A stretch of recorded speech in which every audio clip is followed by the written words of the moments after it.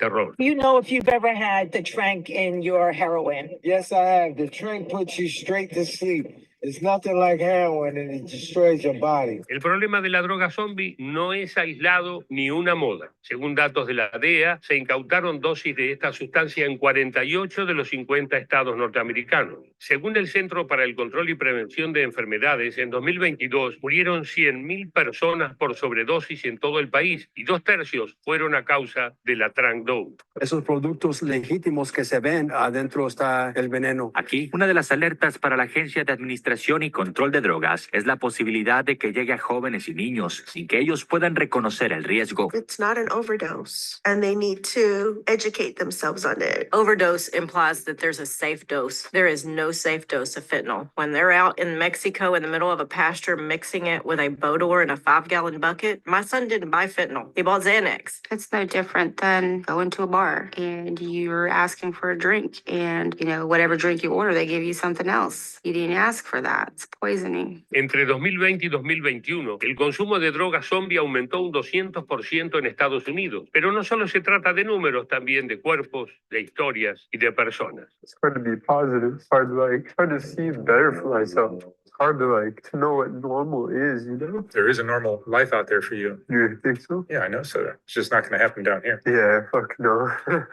Ahora bien, como decíamos al comienzo, se cree que la proliferación de la droga zombie tiene que ver con los costos de producción. Según la DEA, los narcotraficantes podrían estar llevando esta sustancia desde China. Otra hipótesis atribuye este mercado a los famosos carteles mexicanos. Vemos que las principales organizaciones criminales involucradas son el cartel de Sinaloa y el cartel de Jalisco, ¿no? Están sobre todo en el occidente del país, pero no controlan toda la cadena de suministro. Ellos están involucrados sobre todo en esta parte de tráfico, ¿no? De transportar la sustancia de México a Estados Unidos. Una preocupación del resto de los países es si es posible exportar el problema de la droga zombie que está teniendo Estados Unidos. ¿Puede, por ejemplo, convertirse en una sustancia de alta circulación en la Argentina? En Argentina se consiguen todo tipo de medicamentos y de sustancias para hacer drogas de diseño. Son drogas sintéticas que terminan generando efectos psicoactivos muy nocivos porque no se tiene control de lo que se coloca dentro de este tipo de sustancias. Ya tuvimos el ejemplo de lo que pasó, donde tenía una sustancia similar a un opioide sintético que generó la muerte de 24 personas. A pesar de las alarmas y la confusión que a veces surgen de los informativos televisivos argentinos, lo cierto es que la droga zombie no es un tema todavía de preocupación en nuestro país. ¿Podría llegar a serlo? La situación en Estados Unidos es muy preocupante. Como vimos, las estadísticas son tremendas y el tema parece recién estar escalando. Además, mientras al comienzo el problema parecía concentrarse en la zona oeste, en los últimos meses hay cada vez más registro de que llegó con fuerza a la capital del mundo, Nueva York. You'd see people kind of walking around looking like animals when their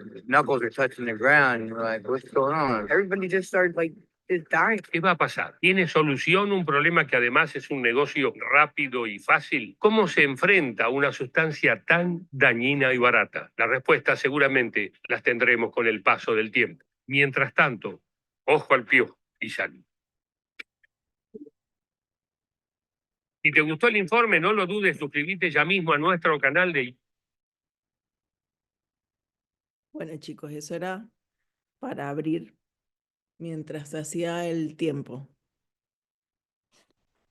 Ok, entonces no están todos conectados ahí. A tomar una foto. 69. Conmigo somos 69. A ver, a ver.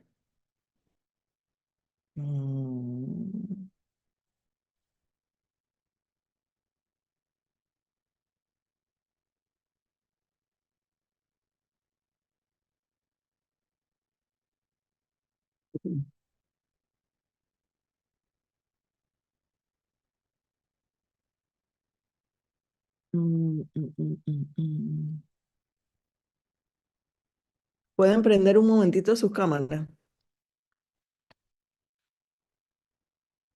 A ver, a ver.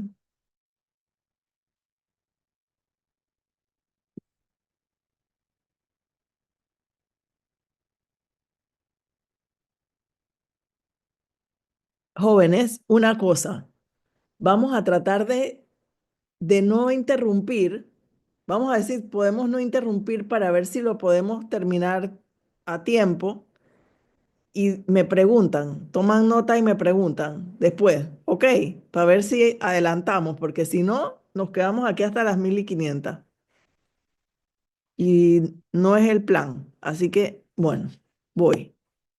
Ya pueden apagar su cámara.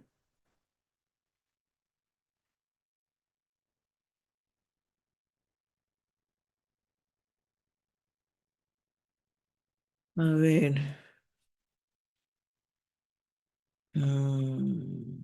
Compartir. ¿No? ¿Y ahora por qué no me deja ver? Espérate, deja de compartir. Compartir.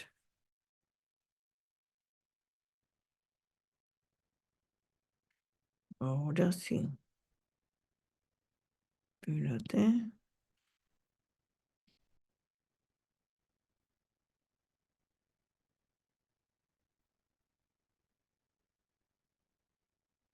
Están viendo mi presentación, ¿verdad?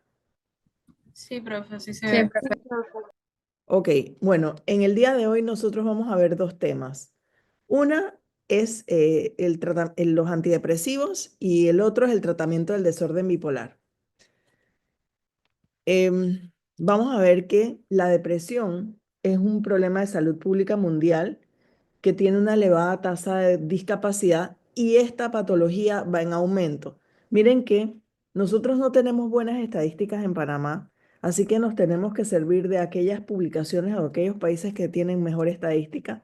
Pero, por ejemplo, en Estados Unidos se estima que solo el gasto anual, que son 200 billones de dólares, eclipsa el gasto total del cáncer y la diabetes. Y que a partir del COVID empezaron a incrementarse los casos de depresión por muchos motivos, o sea, no solamente por el encierro, sino por las pérdidas que hubo durante la pandemia, pérdidas económicas, pérdidas de familiares, etcétera, y el encerramiento. Así que vamos a ver que las enfermedades que afectan al sistema nervioso central se vieron agravadas de forma importante con la aparición del COVID. La depresión puede ser clasificada como una depresión reactiva o una depresión endógena. Es reactiva cuando está respondiendo a alguna situación externa que la esté causando. Y la depresión primaria puede ser distimia, puede haber trastornos gastrointestinales u otras, versus una depresión secundaria que muchas veces no es tratada, por ejemplo, tras que se diagnostica una enfermedad médica o incluso hay personas, por ejemplo, que nunca habían padecido depresión, pero han tenido un infarto y a partir de ahí desarrollan depresión o por medicamentos. Hay medicamentos que, como los corticoides, que inducen depresión o algunos otros medicamentos, por ejemplo, los interferones. Que hay varios medicamentos que pueden inducir depresión. Entonces, vamos a ver que en la depresión es un síndrome o una agrupación de síntomas que van desde lo afectivo, que se encuentran en la esfera de los sentimientos, en las emociones. Por ejemplo, los pacientes manifiestan una tristeza patológica, se encuentran irritables, tienen una sensación subjetiva de malestar o ellos consideran que ellos no son suficientes, no tienen suficientes herramientas para enfrentarse a las exigencias de la vida. Los pacientes están irritados, pero además los pacientes pueden tener otros síntomas cognitivos, volitivos o incluso somáticos asociados a la depresión. Vamos a ver que en la depresión, una de las cosas que dificulta el estudio de la búsqueda de nuevos agentes antidepresivos es que precisamente no es posible reproducir las características esenciales de los trastornos mentales de los humanos en los animales. Si bien es cierto, nosotros podemos inferir que los animales pueden sufrir grados de depresión, pero el hecho de que nosotros no entendamos bien sus relaciones sociales y no nos podemos comunicar exactamente y la cognición afectan a que podamos utilizar esos modelos experimentales más asociados. Les decía, por ejemplo, que si es común, si una persona tiene un perro y se va a otra parte, generalmente ese perro no quiere comer. O sea, no es que no tenga un grado de depresión, sin embargo, no es fácil señalar o estudiar la depresión en estos modelos animales. Otra cosa es la falta de especificidad sintomática y sindrómica definida de la depresión. Y hay otras cosas asociadas con los medicamentos, por ejemplo, el efecto artefacto que se induce por el tratamiento con una sustancia, porque hay un efecto que puede ser un efecto placebo. Ustedes saben que una solución salina en un efecto placebo puede hacer que un paciente se sienta mejor y tú sabes que lo que está consumiendo no le está produciendo un efecto terapéutico, sino que le está jugando a favor de su psiquis. O hay un efecto nocebo, que sería lo contrario, que cuando un medicamento, el paciente dice que le está haciendo mal. Pudieras estarle dando solución salina y dice, oh, es que ese medicamento me produce un sueño terrible. Entonces es un efecto nocebo porque le estás dando una sustancia que es una solución salina, no le tiene que producir ese efecto, pero la psiquis juega a favor o en contra del paciente. Vamos a ver que la depresión mayor no es solamente una depresión del estado anímico, sino que los pacientes tienen un deterioro del funcionamiento, un deterioro funcional. Y hay otras patologías que sin ser depresión se superponen con estas, por tanto, también van a ser tratadas con agentes antidepresivos. Y ahí tenemos, por ejemplo, los síndromes de pánico, las fobias graves, los trastornos obsesivos compulsivos, el estrés postraumático, la ansiedad social. Todas estas patologías sin ser depresión son tratadas con agentes antidepresivos. Vamos a ver que algunas cosas que se han identificado, ustedes saben que el principal metabolito de la serotonina por acción de la MAO-A forma el 5-hidroxiindolacético, que es ese metabolito 5-HIAA. Se ha observado que en aquellos pacientes que cometen suicidios violentos, hay una disminución de ese metabolito, haciendo alusión de que la vía serotoninérgica está disminuida en el cerebro de ese paciente. También se han observado deficiencias del factor neurotrófico derivado del cerebro y también podemos indicar que algunos pacientes, sobre todo aquellos que tienen dietas deficitarias, pueden tener depresión asociado al bajo consumo de triptófano en los alimentos. Así que una de las cosas que nosotros podemos hacer cambios es que el paciente tenga dietas que sean más ricas en estos alimentos que contienen triptófano, como serían los cereales, la leche o el huevo. Esta es una pregunta. ¿Ustedes saben cómo se llama un descubrimiento que puede llegar a ser bueno, pero que surgió por casualidad? Algo que no se estaba buscando. ¿Cuál es el nombre de ese término que se le da? Serendipia. Serendipia. Serendipia. ¿Y un caso de serendipia?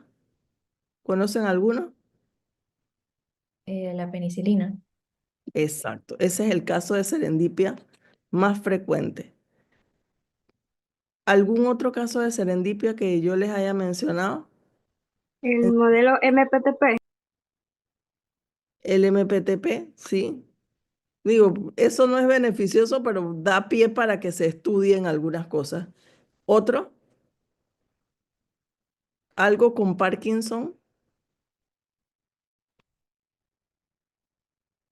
un medicamento que utilizan ustedes para el resfriado, para la influenza? ¿De acuerdo? Amantadina.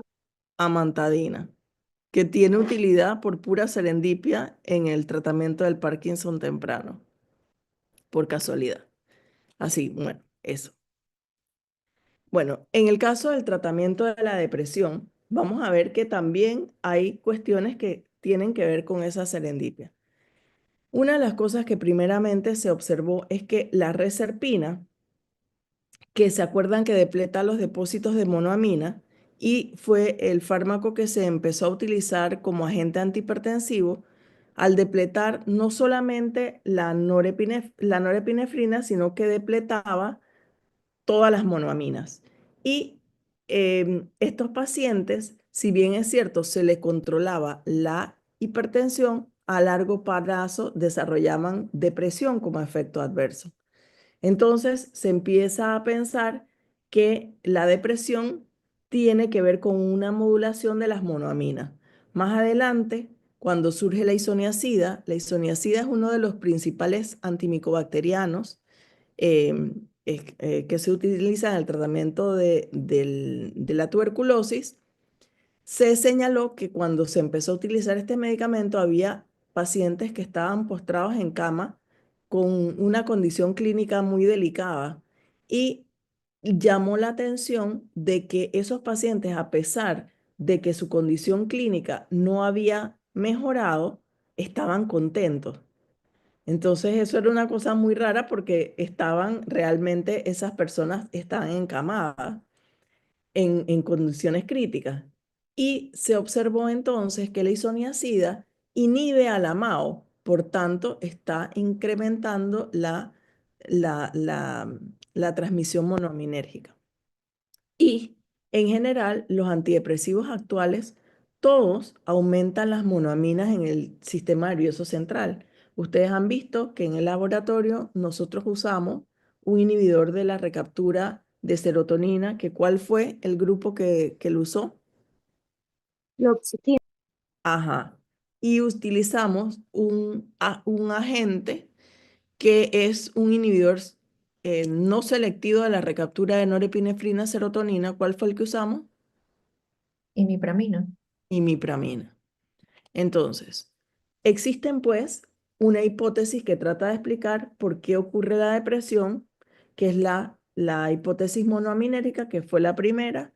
Luego hay una hipótesis neurotrófica, porque se ha observado que hay una disminución en el factor neurotrófico derivado del cerebro, en el suero y en el fluido cerebroespinal de los pacientes, que todos los antidepresivos producen a largo plazo un aumento del factor neurotrófico derivado del cerebro y que probablemente estos efectos a más largo plazo se relacionan con ese efecto antidepresivo tardío. O sea, hay más de un mecanismo que puede estar implicado en el desarrollo del efecto antidepresivo de los antidepresivos que van más allá de la neurotransmisión monoaminérgica.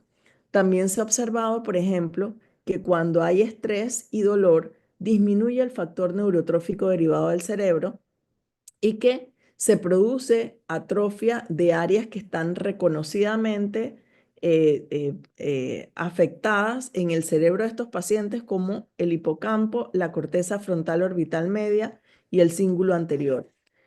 Más allá de las teorías monoaminérgica y neurotrófica, existe una hipótesis endocrina porque el cortisol, los elevados niveles de corticosteroides producen depresión o la deficiencia de hormonas, por ejemplo, las hormonas sexuales, tanto masculinas como femeninas, están asociadas con el desarrollo de depresión. Por eso es que es más frecuente en la perimenopausia o en la andropausia que los pacientes sufran estados de depresión y ansiedad. También la alteración de las hormonas tiroideas están relacionadas con el desarrollo de depresión. Entonces, puede haber más de un factor que esté relacionado con el desarrollo de la depresión, y a mayores se han tratado de evaluar algunas características que pueden dar pie al desarrollo de la depresión. Ustedes saben que la tirosina hidroxilasa es el paso limitante en la formación de la serotonina. Y se ha observado que hay algunos pacientes que tienen formas mutadas de la tirosina hidroxilasa que pudieran estar relacionadas con depresión. Miren que hay muchos puntos en la cadena de formación de monoaminas que pudieran intervenir en o favorecer el desarrollo de la depresión. Pudiera haber alteraciones en el transportador, polimorfismos en el transportador ya sea de norepinefrina o de serotonina, que se asocian con estados depresivos, alteraciones de segundos mensajeros en la cadena de activación de los receptores. Algunos de estos cambios se han observado, por ejemplo, en proteínas G anormales o en las cadenas de síntesis de fosfoinositoles de membrana, IP3-DAC, em, em, aumento de PKC, o sea, hay muchos factores que en algún momento pudieran estar interviniendo y por eso es que la depresión no es tan simple de tratar y hay muchos de los pacientes que suelen ser refractarios porque puede haber más de alguno de estas alteraciones que se pueden estar produciendo. Mal funcionamiento de receptores, receptores 5-HT1A, etcétera. Vamos a ver entonces que, a ver, ¿y esto qué? Como les decía anteriormente, se ha observado que en estudios, en cultivos celulares, se ha observado que cuando se coloca factor neurotrófico derivado del cerebro, hay un incremento de las espinas y de las dendritas de estas neuronas, hablando de que esto facilita la plasticidad neuronal. Y por ejemplo, los glucocorticoides que sabemos que producen depresión, inducen una disminución de este factor neurotrófico derivado del cerebro. Miren que, como les había indicado cuando hablamos de la enfermedad de Parkinson o Alzheimer, donde se han observado deficiencias del factor neurotrófico derivado del cerebro, vectorizar el factor neurotrófico al cerebro es una de las dificultades que se tiene para tratar de dar una terapia más dirigida a un factor que se sabe que afecta directamente a la plasticidad neuronal y al desarrollo de estas dendritas, ¿verdad? Estas espinas dendritas, estas espinas.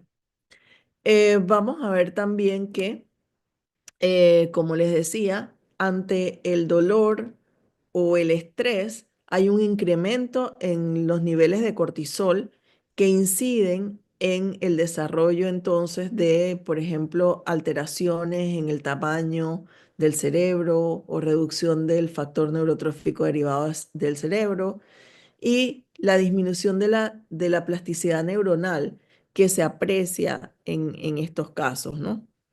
Entonces, todos estos factores en un momento dado pueden estar incidiendo en la aparición de la depresión.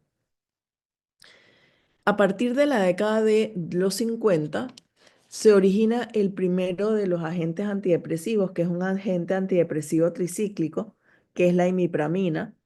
Posteriormente empiezan a haber otros, un inhibidor de la MAO, amitriptilina, otro que es inhibidor de antidepresivos tricíclicos. Y a partir de la década de los 80 surge el inhibidor selectivo de la recaptura de serotonina, el primero de ellos que fue la fluoxetina. Es el nombre comercial de ese agente, es el Prozac. Y a partir de allí se habla de la era del Prozac, porque al ser selectivos en la inhibición de la recaptura de serotonina, tienen menos efectos adversos que otros agentes como los antidepresivos tricíclicos, que suelen tener índices terapéuticos estrechos y tener muchos efectos adversos porque al ser inespecíficos, al inhibir la recaptura de norepinefrina y serotonina, pero al bloquear una gran cantidad de otros receptores, se asocia con mayores efectos adversos. A partir del momento en que empiezan a surgir los agentes inhibidores selectivos de la recaptura de serotonina, fluoxetina, paroxetina, sertralina, citalopram, estos agentes revolucionan el tratamiento de la depresión, por lo que les había dicho anteriormente. Sin embargo, los otros medicamentos siguen siendo agentes funcionales y otras opciones terapéuticas. Vamos a ver que entonces los primeros que surgieron fueron los antidepresivos tricíclicos, que son fármacos inespecíficos y que, a diferencia de los inhibidores selectivos de la recaptura de serotonina norepinefrina, que se consideran fármacos específicos en comparación con los antidepresivos tricíclicos, ahí están venlafaxina, desvenlafaxina, duloxetina o milnacipran. Están los inhibidores de la MAO y tenemos inhibidores de la MAO irreversibles y los reversibles. Entre los irreversibles están las hidracinas, como sería fenelcina, isocarboxacida, la tranicilpromina, que es no hidracina, y tenemos los que son reversibles. Ya vimos que en el caso del Parkinson usamos inhibidores de la MAO-B, selegilina, rasagilina. En el caso de la depresión, usamos inhibidores de la MAO-A como la moclobemida. ¿Recuerdan los inhibidores de MAO-A qué neurotransmisores inhiben? MAO-A. Serotonina y noradrenalina. Ajá, exacto. Y luego, pues, surgen los que les mencioné anteriormente, los inhibidores selectivos de la recaptura de serotonina, que son solamente esos, no hay más: fluoxetina, paroxetina, sertralina, citalopram y flavoxamina. Está el inhibidor selectivo de la recaptura de norepinefrina, que es la reboxetina, y hay agentes con mecanismos diversos, como la mirtazapina, que es un agonista alfa-2, pero también tiene acción antagonista al receptor 5-HT2A y 5-HT2C. Está la agomelatina, que además de tener efecto antagonista al receptor 5-HT2C, tiene acción agonista sobre receptores de melatonina, MT1, MT2, y hay otros agentes antidepresivos. Es importante señalar que el rameltión, ¿se acuerdan del rameltión cuando hablamos de agentes hipnóticos? El rameltión solamente es un agonista de los receptores MT1, MT2, o sea que solamente tiene indicación como hipnótico. La agomelatina es hipnótico porque tiene acción sobre esos receptores de melatonina, pero es antidepresivo, está clasificado como antidepresivo por esa acción antagonista del receptor 5-HT2C. Ahora, recuerdan que les mencionaba que los agentes antidepresivos tienen un efecto retardado en el tiempo. Es decir, que el efecto antidepresivo comienza a observarse a partir de las 2 semanas y que es entre 2 a 4 semanas, pero puede ir más lento que eso. Entonces, sabemos que si bien es cierto, la neurotransmisión monoaminérgica aumentada es una de las hipótesis sobre la que subyace el tratamiento con los agentes antidepresivos, y que los antidepresivos, una vez que se empiecen a administrar, producen ese efecto de inhibición de la recaptura de estas monoaminas. Tenemos que recordar que el principal mecanismo por el que pasa el efecto de una monoamina principalmente es por recaptura, o sea, en un 80% es por recaptura. Es decir, que tenemos que suponer que ese es un mecanismo que hace que ese neurotransmisor permanezca en el espacio sináptico mucho más tiempo. Sin embargo, el efecto los efectos o la regulación de la neuroplasticidad son los que explican a mayores el efecto más importante que se va desarrollando a más largo plazo. Porque ustedes saben que los receptores alfa-2 presinápticos, ya sea si es en un receptor noradrenérgico, que sería ahí un un autorreceptor o si el alfa 2 está en una terminal serotoninérgica, sería un heteroreceptor, la activación de este receptor inhibe la liberación tanto de norepinefrina como de serotonina. Pero ¿qué ocurre? Ese neurotransmisor que está siendo inhibido, su recaptura, hace que estos receptores presinápticos se desensibilicen, aumentando entonces a más largo plazo, en mayor cantidad, la liberación de esa norepinefrina y esa serotonina. Y eso es lo que va explicando por qué el efecto se va marcando mucho más con el tiempo. Vamos a ver también que estos receptores 5-HT1D y 1A son inhibitorios de la liberación de serotonina y estos también a largo plazo se desensibilizan. Estos son receptores somatodendríticos y al desensibilizarse entonces aumentan la liberación de serotonina. El receptor 5-HT2A en una terminal noradrenérgica es un heteroreceptor que también se desensibiliza y por tanto incrementa la liberación de noradrenalina. El alfa 1, al ser activado en estos receptores somatodendríticos, aumenta la liberación de serotonina. Entonces, todos estos efectos se están dando a más largo plazo para incrementar entonces la liberación de tanto norepinefrina como de serotonina. En menor grado también producen liberación de dopamina. Otra cosa que yo también les había mencionado es que la serotonina es un neurotransmisor muy promiscuo porque sabemos que la activación monoaminérgica es necesaria para un efecto antidepresivo o un efecto ansiolítico, pero que esa misma serotonina, al actuar sobre diferentes receptores, produce efectos contrarios. Por ejemplo, sabemos que este receptor 5-HT1, estos todos son receptores posinápticos, la activación de este receptor 5-HT1A produce un efecto antidepresivo, ansiolítico que mejora la cognición. Bueno, regula otras hormonas y tendrá otros efectos pleiotrópicos. Pero la activación de esa serotonina sobre receptores 5-HT2A y 5-HT2C producen insomnio, ansiedad y disfunción sexual, ¿verdad? Entre otros efectos. Esto es una de las cosas porque tú dices, la serotonina, por un lado, me está produciendo un efecto ansiolítico, pero la misma serotonina, al actuar sobre otros receptores, me está produciendo ansiedad. Entonces ahí viene el punto, el huevo o la gallina. O sea, yo estoy tratando una condición en donde normalmente los pacientes tienen problemas funcionales como problemas cognitivos, problemas de ansiedad, insomnio y obviamente la depresión. Entonces, si la activación de otros receptores serotoninérgicos me contrarrestan el efecto beneficioso que estoy buscando, entonces reducen la eficacia. Y eso es otra de las contrarregulaciones, ¿no? Porque a largo plazo tú estás tratando de ajustar, de hacer muchos ajustes y hay desensibilización, activación de otros receptores, etc.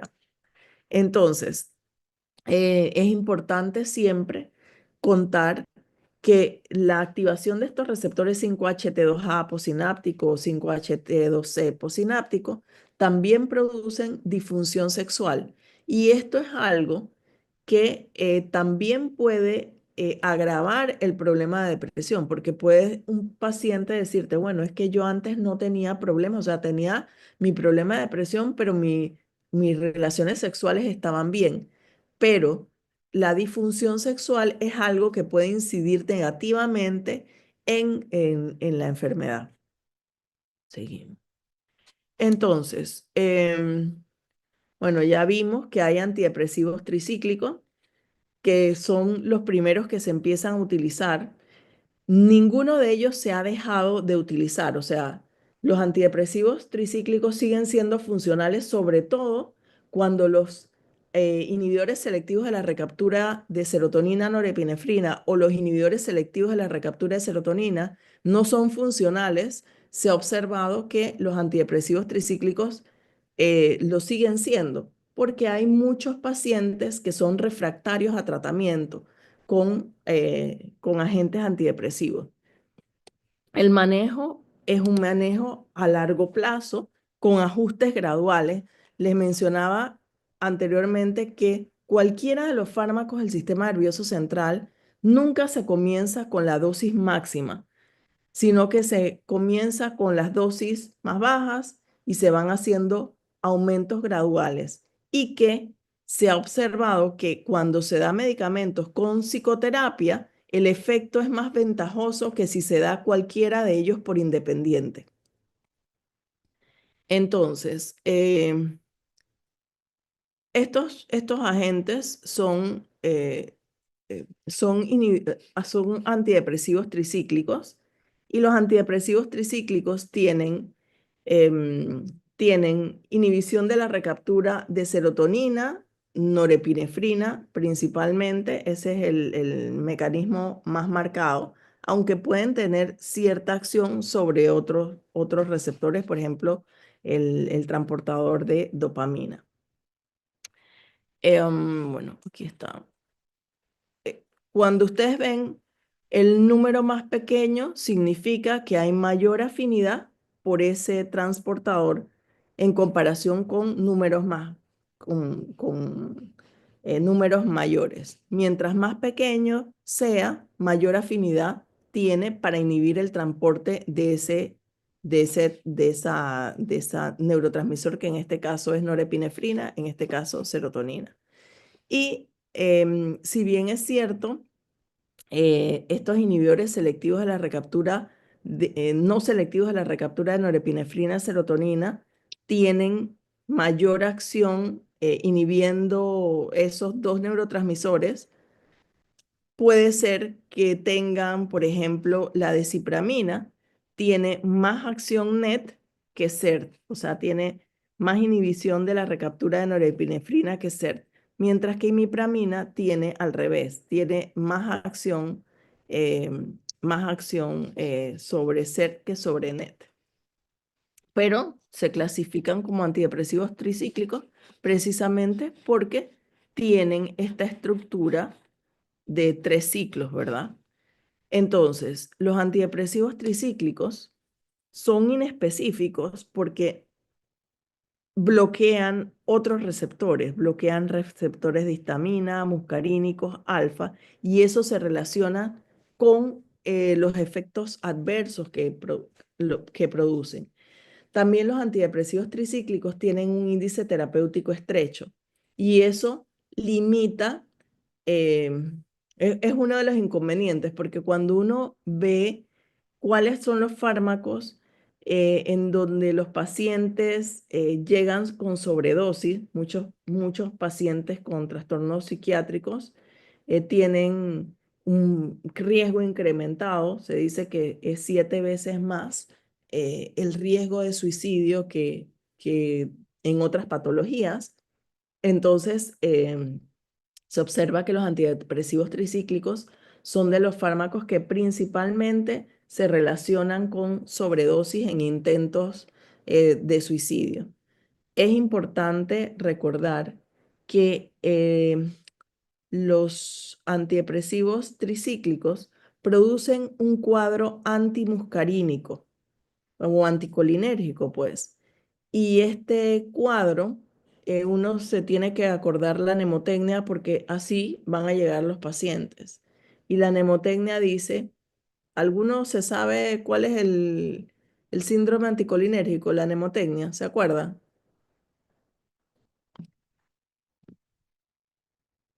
¿Alguno lo ha escuchado alguna vez? Profe, ese es que seco como un hueso, loco como una cabra y los demás. Exacto.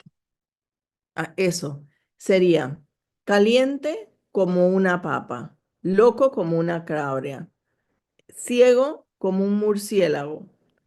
¿Cuál es el otro? Rojo como un tomate. Me falta. Seco como un hueso, profe. Seco como un hueso. Bueno, esa es la mnemotecnia. Entonces, el paciente con una sobredosis por antidepresivos tricíclicos va a tener ese cuadro, ¿verdad? Además, va a tener una prolongación del intervalo QT, que también se manifiesta en estos casos. Pero otra de las cosas es que va a tener una midriasis arreactiva a la luz, ¿verdad? Porque la midriasis puede ser reactiva a la luz, como cuando hay simpaticomiméticos, o una midriasis que no es reactiva a la luz. Es decir, que cuando ustedes le ponen un haz de luz, el paciente rechaza la luz porque no puede contraer el esfínter del iris para regular la entrada de luz. Entonces lo que hace es que, como los vampiros, ¿no? Pone la mano porque no puede ver. Por tanto, es una midriasis que no es reactiva a la luz. Otro de los efectos que vamos a ver es que estos van a ser en su mayoría metabolizados por CYP2D6 y que hay fármacos como inhibidores de la recaptura de serotonina como fluoxetina y paroxetina que son inhibidores potentes de CYP2D6. Es decir, que disminuyen el metabolismo y estos fármacos tienen índices terapéuticos estrechos con lo que agravan su toxicidad. Vamos a ver que lo que les decía anteriormente, que tienen mejores resultados en pacientes que son refractarios a inhibidores selectivos de la recaptura de serotonina y siguen siendo opciones terapéuticas en estos casos, ¿no? En estos pacientes que son refractarios. Vamos a ver. Y ahora no quiere pasar. Como les decía, por ejemplo, imipramina tiene más acción CERT que NET y la clomipramina también, al igual que imipramina. La clomipramina se ha utilizado con éxito en el tratamiento de trastornos obsesivos compulsivos. Y bueno, tenemos que desipramina tiene más acción NET que CERT, pero tiene inhibición de la recaptura de serotonina.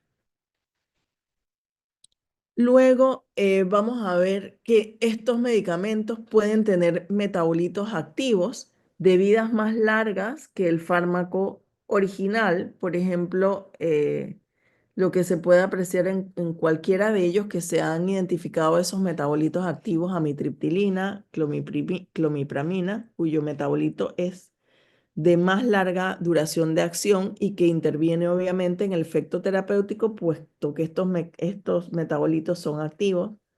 Miren que cuando se prescriben estos medicamentos, generalmente se da seguimiento estrecho de ese paciente. Nunca se le da el medicamento directamente al paciente, sino que el cuidador tiene que tiene que estar pendiente del medicamento porque los pacientes pueden cometer suicidio con el medicamento con estos medicamentos que se les están dando porque tienen índices terapéuticos estrechos. No ocurre así con desipramina o con nortriptilina, que tienen un margen amplio en comparación con imipramina, clomipramina, amitriptilina. Entonces, de los inhibidores de la MAO, tenemos los reversibles, la moclobemida, que es reversible, y los irreversibles. Es importante señalar que en el caso de los irreversibles, nosotros podemos tener lo que se conoce como efecto tiramínico o efecto queso, que es cuando los pacientes consumen alimentos ricos en tiramina, se producen crisis hipertensivas. Por tanto, los pacientes que están tomando inhibidores de la MAO irreversibles tienen que tener una dieta de no consumo de alimentos ricos en tiramina. ¿Cuáles son esos alimentos ricos en tiramina? Aquellos que son alimentos curados o envejecidos. Por ejemplo, el vino tinto, los quesos curados, los embutidos, los alimentos que en algún momento pueden inducir este síndrome, esta crisis hipertensiva. También vamos a ver que los inhibidores selectivos de la recaptura de serotonina o los inhibidores de la MAO pueden provocar lo que es un síndrome serotoninérgico por aumento en los niveles de serotonina. Bueno, aquí vemos que esos alimentos que son ricos en tiramina compiten con la noradrenalina y liberan la noradrenalina al espacio sináptico y hacen entonces que se vuelvan estas crisis hipertensivas. Miren que si bien los alimentos curados son los que se asocian con efecto tiramínico, no solamente son esos efectos, son esos alimentos curados, sino que hay una gran cantidad de otros alimentos como los plátanos, el pepino, las espinacas, los guisantes, las berenjenas, el aguacate, que son ricos en tiramina. Estos medicamentos inhibidores de la MAO no son los que más se utilizan precisamente también porque hay otros medicamentos que no tienen estas interacciones con alimentos que se constituyen un riesgo importante porque esas crisis hipertensivas pueden provocar la muerte de un paciente. También vamos a ver que hay combinaciones que pueden incentivar o incrementar el riesgo de crisis hipertensivas. Por ejemplo, los agonistas alfa-1 que se utilizan como descongestionantes nasales, oximetazolina o fenilefrina. Hay plantas como el maguán que tienen efedrina o tienen efedra, que son agentes de acción simpaticomimética. Algunos ya están prohibidos, por el fenilpropanolamina se empezó a utilizar como un agente para disminuir de peso, para regular el apetito, pero otros agentes psicoanalépticos como anfetaminas o metilfenidato pueden provocar crisis hipertensivas.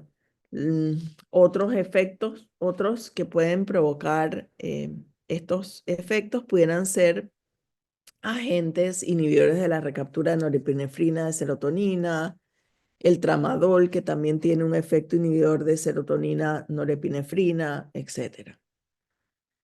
El síndrome serotoninérgico es por exceso de serotonina y se caracteriza por hipertermia, por temblor, por hiperreflexia, sobre todo en las extremidades inferiores. Hay inestabilidad hemodinámica.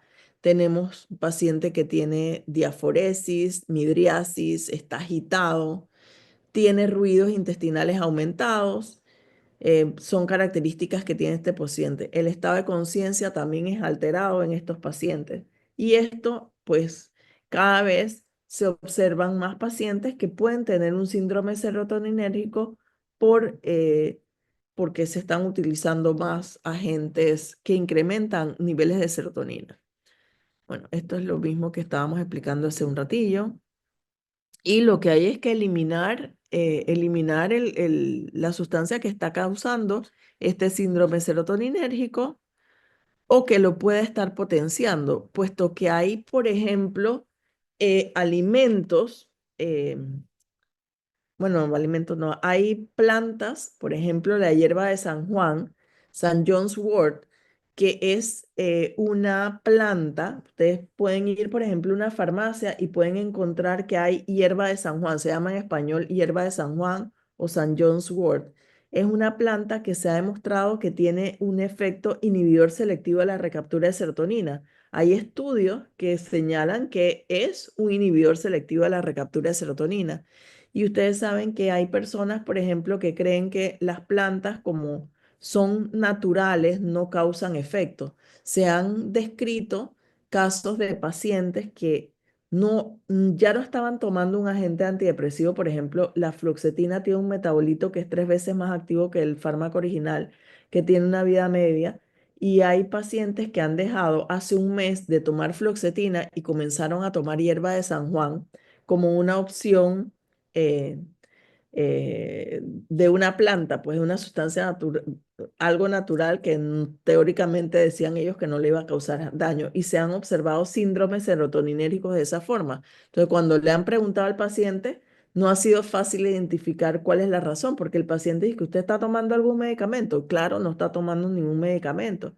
Entonces, cuando al fin han señalado que estaban tomando hierba de San Juan, pero o no estaban tomando tampoco cantidades importantes de hierba de San Juan. Entonces, se ha observado que habían dejado hace aproximadamente un mes el consumo de fluoxetina, pero si bien no estaban tomando el medicamento, su metabolito activo seguía estando activo y el paciente entonces desarrollaba un síndrome serotoninérgico asociado a una planta, por ejemplo, o otros compuestos, por ejemplo, el linezolid, que es un antimicrobiano. El linezolid tiene efecto inhibidor del AMAO, por tanto tiene un efecto incrementando monoaminas, también amoxicilina y pues otros medicamentos que pueden conllevar cuando se mezclan el incremento de los niveles de serotonina.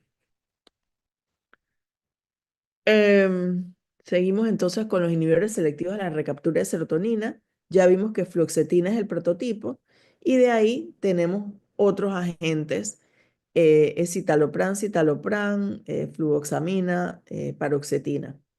De algunos datos importantes de allí es que sertralina y paroxetina son inhibidores potentes de CYP2D6. Además, paroxetina y fluvoxamina son los que tienen las vidas medias más breves. Hay un warning box, por ejemplo, en no uso de paroxetinas en menores de 18 años, porque cuando se empezó a utilizar se observó un incremento en los intentos suicidas y eso hizo que se limitara el uso de paroxetina en estos casos. Vamos a ver que la vida media de fluoxetina es entre 48 a 72 horas. Y vamos a ver que tiene un metabolito que es la norfluoxetina, que era lo que les decía anteriormente, que tiene una vida media 3 veces mayor que el fármaco original. Y por ejemplo, para evitar que se dé un síndrome serotoninérgico asociado a eso, si se va a dar un IMAO, se debe interrumpir 4 semanas antes o más el IMAO, la fluoxetina, antes de dar el IMAO, por el riesgo entonces de síndrome serotoninérgico. Estos agentes, uno de los efectos bien marcados que produce son los efectos gastrointestinales, náuseas, vómitos y diarrea. Esto es una de las cosas que, bueno, como se comienza con dosis más bajas, no se comienza con las dosis más altas, se va haciendo aumentos graduales del medicamento y se estima que estos efectos gastrointestinales mejoran después de la primera semana de tratamiento, o sea, se crea una tolerancia a esos efectos. Otro de los efectos que se han asociado con diversos agentes antidepresivos es las alteraciones en la función sexual. Por ejemplo, una de las cosas que se señala es que se disminuye la libido, se retrasa el orgasmo o se disminuye la excitación. Y esto ocurre entre un 30 a un 40% de los pacientes. En algunos casos, como hay un retraso del orgasmo, por ejemplo, en aquellos pacientes que tienen disfunción eréctil, que son eyaculadores precoces, ese retraso del orgasmo o disminución de la excitación pueden retardar la eyaculación precoz. Y hay hay fármacos que tienen indicación para ser utilizados en este caso. Entre los efectos adversos hay otros efectos sobre el sistema nervioso central, como pueden ser las cefaleas, el insomnio o el hipersomnio. Mucho sueño o no sueño. De los que más se utilizan de estos fármacos inhibidores selectivos de la recaptura de serotonina, pues el primero, el Prozac, la fluoxetina fue el primero que se utilizó, pero tienen perfil de actividad mejor sertralina. Miren que su metabolito tiene una vida media larga. Eso facilita la adherencia porque reduce las tomas diarias. Y el otro que se utiliza también, tiene un perfil bueno, es el escitalopram. Pero hay que ver otra cosa. No existe un fármaco que uno pueda decir es el antidepresivo ideal, el que se tiene que utilizar en todo. De hecho, estos agentes que vemos aquí son inhibidores selectivos de la recaptura de serotonina. Pero si uno no funciona o produce un efecto muy marcado, uno puede intentar con otro medicamento del grupo y no necesariamente tú excluyes, porque dices, ya usé un inhibidor selectivo de la recaptura de serotonina. No es que no puedas utilizar otro. No, si ese no fue funcional, el hecho es que otro inhibidor selectivo de la recaptura de serotonina puede ser funcional siendo del mismo grupo. Así que eso es alguna de las ventajas. Por ejemplo, estos agentes suelen aumentar producir aumento del peso. El que más produce aumento de peso es la paroxetina. Ese es el que más la produce. Pero uno, ya les digo, uno puede jugar con ellos y también va a depender, porque estos medicamentos no son tampoco baratos, así que muchas personas tienen que usan el que está disponible, por ejemplo, en el Seguro Social, que suele ser fluoxetina, también hay sertralina, o sea, generalmente hay varios de estos que están aprobados en el seguro como medicamentos esenciales. Alguien me preguntó en algún momento si estos agentes producían dependencia, si los antidepresivos producían dependencia. Bueno, se ha descrito síndrome de abstinencia en neonatos. Si una persona está tomando un antidepresivo, el antidepresivo no lo puede dejar de repente. Tiene que ser por indicación médica, porque si ya ese paciente está controlado, hay algunos pacientes que van a necesitar antidepresivos de por vida, depende de la condición. No es que todo el mundo funciona de la misma forma, y hay que ver también cuál es la razón por la que ocurrió la depresión, porque hay depresiones reactivas que están respondiendo a algo que ha pasado. Por ejemplo, un paciente que después de un luto no ha podido reponerse. Entonces es una depresión reactiva. Hay otras depresiones que no tienen nada que ver con algo conocido, sino que el paciente está deprimido per se. Entonces, cada caso es un caso diferente. Pero el hecho de que cuando una persona eh, por A o B, ya el médico define que ya no necesita el agente antidepresivo, por ejemplo, y le va a eliminar el antidepresivo. Esa eliminación del antidepresivo no se hace de forma abrupta, sino que se hace de forma gradual para evitar un efecto de rebote. Y cuando estamos hablando de efectos de rebote, es un efecto de un síndrome de abstinencia. Por tanto, claro, que produce un grado de dependencia en ese sentido, pero no hablamos de dependencia si está controlando una patología como es la depresión. Eh, en el caso de donde se ha observado síndrome de abstinencia, en el síndrome de abstinencia neonatal, sobre todo con agentes como paroxetina, es el que principalmente se ha observado el síndrome de abstinencia neonatal.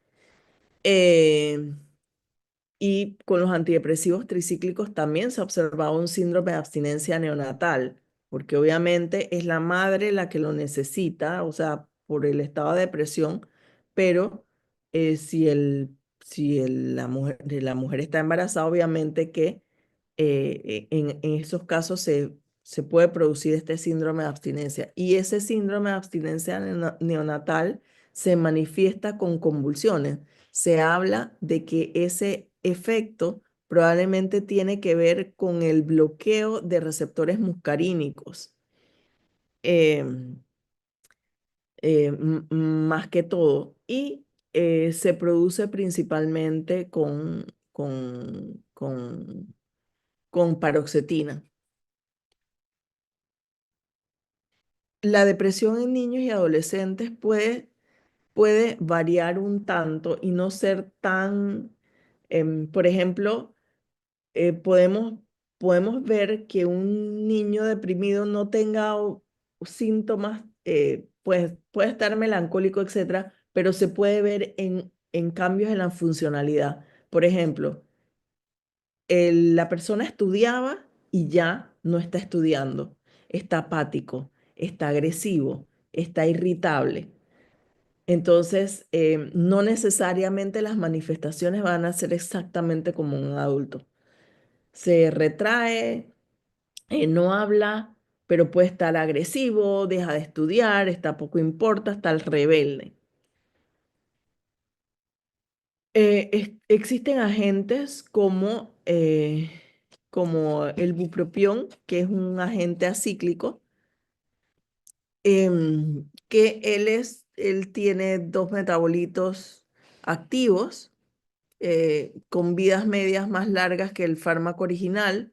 Miren que el bupropión es un fármaco que ha demostrado ser útil en el manejo de aquellos pacientes que quieren dejar de fumar.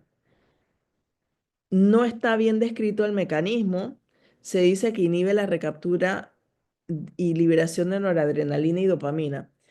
Probablemente el hecho de que incremente esos niveles de dopamina tienen que ver con el efecto de dejar, de que los pacientes manifiestan, los estudios clínicos que se han señalado es que si una persona quiere dejar de fumar, el uso de bupropión ayuda a que le sea más fácil dejarlo, probablemente porque ese aumento de dopamina que ocurre en el núcleo accumbens compensa el efecto del cigarrillo, porque el cigarrillo normalmente produce liberación de dopamina en el núcleo accumbens. Entonces, el hecho de que este fármaco potencialmente haga eso, incrementar los niveles de dopamina en esa área, haga que el paciente no tenga ese síndrome de abstinencia asociado al no fumar. Así que el bupropión es un fármaco que ha sido efectivo en aquellas personas que quieren dejar de fumar. Miren que no es que la persona, si no quiere dejar de fumar, va a tomar bupropión para dejar de fumar. No, no funciona así. Es para aquellas personas que quieren dejar de fumar. Em, bueno, vamos viendo. La mirtazapina es un fármaco que también es bastante utilizado en la terapia antidepresiva porque tiene varios mecanismos de acción insertos como antidepresivos, sin vincularse, por ejemplo, a disfunción sexual. Es uno de los fármacos que menos produce disfunción sexual y también vemos que tiene una ventaja, otra ventaja. Esa ventaja es que tiene una vida media amplia de 20 a 40 horas, así que los pacientes solamente lo toman una vez al día y toman una al día en esta HS que significa hora somni a la hora de dormir, porque produce sueño, precisamente por ese efecto antagonista al receptor H1. Básicamente, o sea, es de los que ese bloqueo de H1 produce sueño. Y es una ventaja porque normalmente los pacientes que tienen depresión cursan con problemas de sueño que ya vimos que están asociados a la misma activación de receptores de serotonina, pero también, o sea, no se sabe exactamente si es el huevo o la gallina.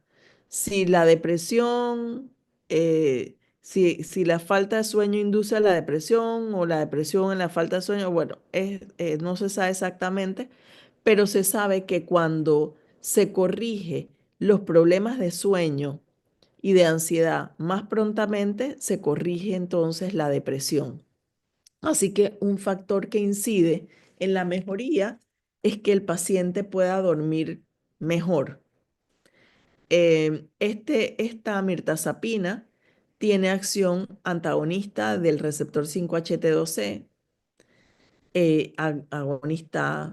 antagonista alfa 2, la que también aumenta la liberación de norepinefrina y de serotonina, entre los mecanismos de acción que posee. Vamos a ver que esta acción sobre el receptor 5-HT2C es una acción importante porque normalmente vamos a ver que en el caso de la mirtazapina, la mirtazapina desinhibe una neurona que va del área tegmental ventral hasta la corteza prefrontal, que produce la liberación de dopamina y de norepinefrina, y que la mirtazapina inhibe, lo que hace es que inhibe a la inhibición de estas neuronas que conducen a la liberación de dopamina y norepinefrina. La disminución de norepinefrina y de dopamina en la corteza prefrontal se relaciona con alteraciones cognitivas de la memoria, de la alerta y la resolución de problemas. Por tanto, la mirtazapina, al bloquear estos receptores 5-HT2C, desinhiben a estas neuronas que dan por resultado el incremento en la neurotransmisión a nivel de la corteza prefrontal. Esto también, este antagonismo 5-HT2C también ocurre, por ejemplo, con la gomelatina que les mencionaba anteriormente. Además que esos receptores 5-HT2C se asocian también con incremento de la ansiedad, o sea, la activación de receptores 5-HT2C se relacionan con incremento de la ansiedad, de la disfunción sexual y con insomnio, igual el 5-HT2A. Vamos a ver que la trazodona tiene efectos a dosis bajas sedantes que van de 25 a 150 miligramos, tiene un efecto sedante, y tiene a dosis mayores que van más allá de 150, tiene un efecto antidepresivo. Entre los efectos, los mecanismos de acción está la inhibición de la recaptura de serotonina y, como les decía, el bloqueo tanto del receptor 5-HT2A como del 5-HT2C. La nefazodona es un fármaco que inhibe tanto NET como SERT, tiene metabolitos activos, bueno, no es de los más utilizados porque es un agente hepatotóxico. Sin embargo, no es que está descontinuado este medicamento. Es un inhibidor de CYP3A4. Están entonces los inhibidores selectivos de la recaptura de serotonina norepinefrina, que, si ustedes me preguntan, son también de los fármacos más utilizados como agentes antidepresivos, porque son selectivos. Y entonces están duloxetina, desvenlafaxina, milnacipran. Entre los efectos que son iniciales con el uso de estos agentes, vamos a ver mareos o parestesias, pueden haber insomnio, ansiedad, agitación, y cardiovasculares, aumento de la presión arterial, la frecuencia. De ellos, venlafaxina es el que tiene más toxicidad cardíaca que cualquiera de los otros. Y vamos a ver entonces que están pues otros agentes que tienen más acción SERT que NET, tienen acción SERT igual que NET, y en el caso de venlafaxina tiene más acción SERT que NET, pero tiene ambas. La duloxetina no tiene toxicidad hepática, pero tiene metabolismo por CYP2D6 y 1A2. Lo que les mencionaba de la gomelatina activa MT1 y MT2 y es un antagonista del receptor 5-HT2C, tiene la ventaja de que tiene un mecanismo para controlar el insomnio que les decía anteriormente, que es uno de los problemas que está asociado a la depresión. Y se ha observado, los diferentes estudios dicen que mientras más rápido se corrijan los problemas de depresión, de insomnio, más fácil se logra el control de la depresión. Así que muchas veces el paciente que está siendo tratado con antihipertensivos, si el fármaco no tiene una acción hipnótica o sedante hipnótica, se usa un sedante hipnótico para tranquilizar al paciente mientras el efecto del antidepresivo se hace más evidente. Por lo que les decía cuando vimos la introducción al sistema nervioso central, el efecto de los antidepresivos es retardado por los mecanismos de acción que hemos hablado anteriormente y empieza a observarse el efecto terapéutico entre 2 a 4 semanas, pero empieza a verse, no es que está ya el efecto terapéutico logrado. Por tanto, el paciente todavía no tiene control de la depresión, más sin embargo, empieza a tener más ganas tiene más fuerzas como para hacer cosas. Entonces, esos son momentos que pueden haber peligro si el paciente, por ejemplo, tiene intento, ideación, suicida, etc. Esto es, se habla mucho de que si es importante dar terapia con múltiples antidepresivos o dar un antidepresivo independiente, un solo antidepresivo o antidepresivos que tengan efectos que se sinergicen. Obviamente, cuando sería preferible tener un solo medicamento que tuviera varios mecanismos de acción por el que produce el efecto antidepresivo, más que sumar más de un medicamento antidepresivo, porque obviamente se sumarían entonces los efectos adversos de estos medicamentos. Pero otra de las cosas, como les decía, es sumar agentes que tengan efectos terapéuticos que combinados favorezcan que el efecto antidepresivo se logre más rápidamente. Miren que una de las cosas que se constituyen un problema es que hay pacientes que son refractarios o resistentes a tratamiento. Y esto no es extraño. Mientras más veces el paciente haya recaído en una depresión, es más difícil que ese paciente deje de tomar agentes antidepresivos. O sea, que la terapia antidepresiva sea o por más largo tiempo o de forma crónica. Pero siempre que hay un paciente que es refractario a tratamiento, deberías nuevamente establecer si el diagnóstico, o sea, si en el momento actual ese paciente sigue teniendo el mismo diagnóstico o hay alguna otra causa que esté causando la depresión. O sea, tienes que hacer un nuevo diagnóstico a ver si eso es lo que está pasando. ¿Hay alguna otra condición patológica que está afectando el cuadro?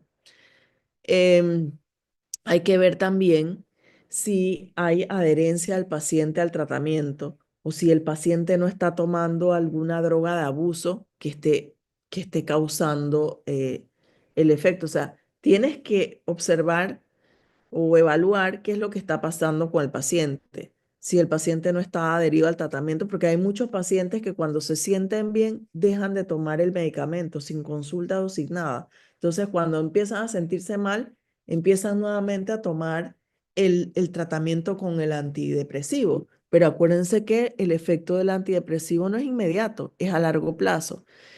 Y hay pacientes que van a requerir tratamientos a largo plazo o se habla de un tratamiento crónico, ¿no? Establecer también que la dosis que se está administrando es la correcta para la indicación terapéutica que tiene el paciente, porque si el paciente tiene,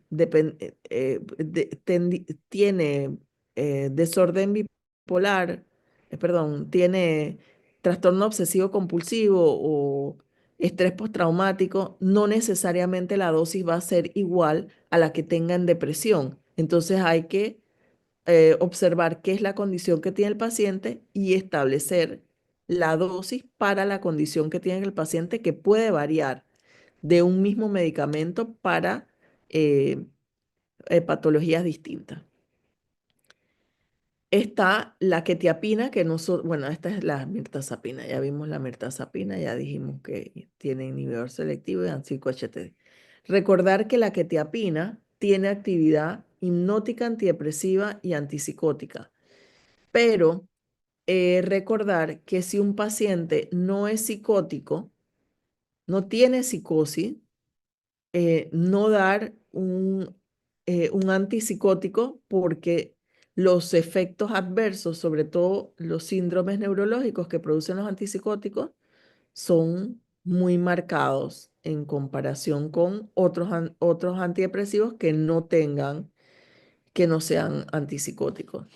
Y bueno, ni hablar de hipnóticos, ¿no? Si un paciente tiene problemas de sueño, aunque la quetiapina, dependiendo de la dosis, puede tener efecto hipnótico, antidepresivo o antipsicótico, si el paciente solamente tiene problemas de sueño, jamás le vayan a dar una quetiapina. Siempre están surgiendo medicamentos antidepresivos más nuevos.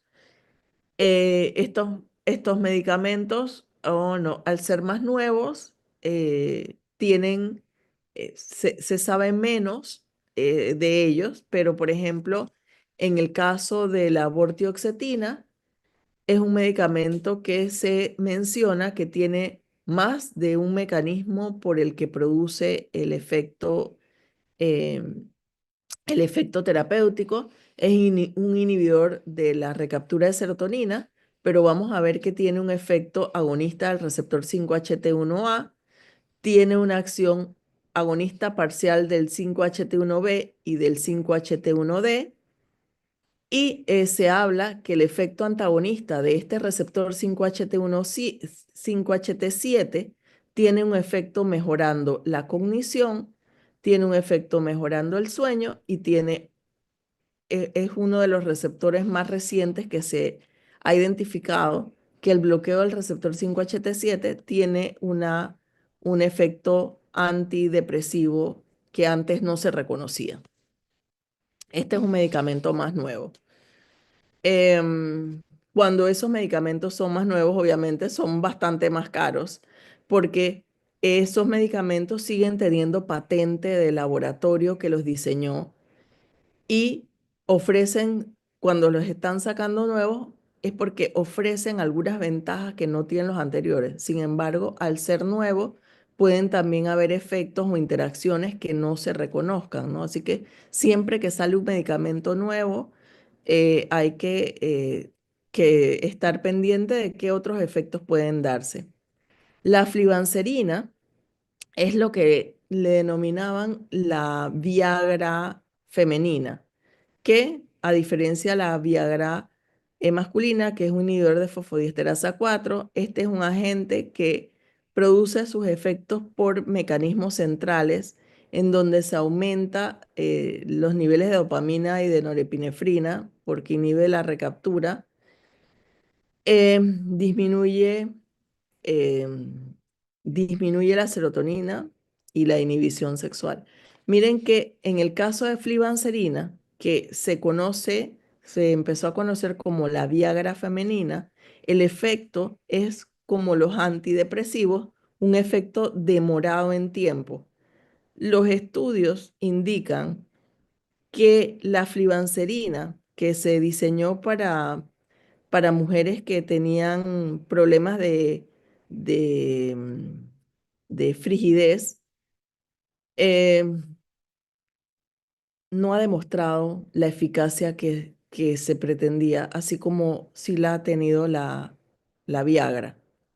Los estudios indican que este efecto, este efecto de la supuesta Viagra femenina no ha sido significativo, aunque el producto salió al mercado. Ahora bien, yo les mencionaba, y ustedes vieron en el día de hoy, la ketamina, que la vieron como anestésico disociativo. La ketamina, además de ser utilizado como anestésico disociativo, a dosis más bajas de la anestesia, que es un tipo de anestesia general, a dosis más baja produce efecto analgésico, pero también dosis baja, eh, más bajas que estas, producen también un efecto antidepresivo que se observa rápidamente después de 24 horas de uso.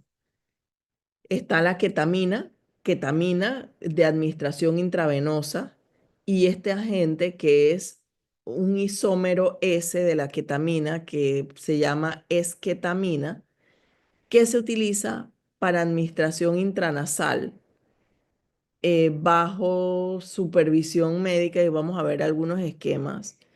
El, la esketamina como la ketamina son antagonistas del receptor NMDA, y esta reducción, este bloqueo del receptor NMDA disminuye la liberación de GABA. GABA es un neurotransmisor que tiene un efecto interneuronas disminuyendo la neurotransmisión glutamatérgica. Por tanto, cuando eh, se reduce la inhibición de la vía glutamatérgica, aumenta la liberación de glutamato, que incide en la activación de receptores. Estos son mecanismos que son propuestos, no está del todo claro establecido. Se sabe que esto tiene un efecto potenciando el efecto, el rápido inicio de la acción antidepresiva, y también incrementa el factor neurotrófico derivado del cerebro. Esto no está del todo aclarado cuál es el mecanismo de acción. Esto es un mecanismo propuesto para estos agentes, em, y que pues entre las cosas que se ha observado y que tiene aprobación desde, creo que desde 2019, es utilizado en el tratamiento de depresión refractaria a medicación. No es fármaco de primera línea, sino es en esa depresión mayor, que puede ser entre moderada a severa, que no responde a tratamiento. Y aquí, bueno, esto es un medicamento nuevo. Este medicamento no hay en Panamá, este en especial.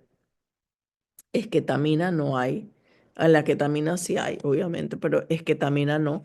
Y lo que se señala es que, por ejemplo, cuando un paciente, después de estar estabilizado o de tener estabilización en 2 ocasiones con un agente antidepresivo, el paciente sigue teniendo una respuesta inapropiada, entonces se pueden tratar de dar una terapia aumentada que se constituye con la administración de fármacos de segunda línea, que pueden ser entonces una mezcla, una combinación de 2 medicamentos, un inhibidor selectivo de la recaptura de serotonina más un inhibidor selectivo de la recaptura de serotonina norepinefrina combinado.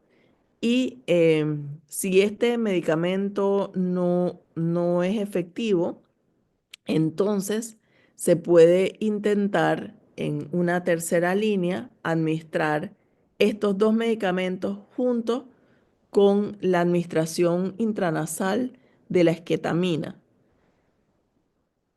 Bueno, estos serían algunos de de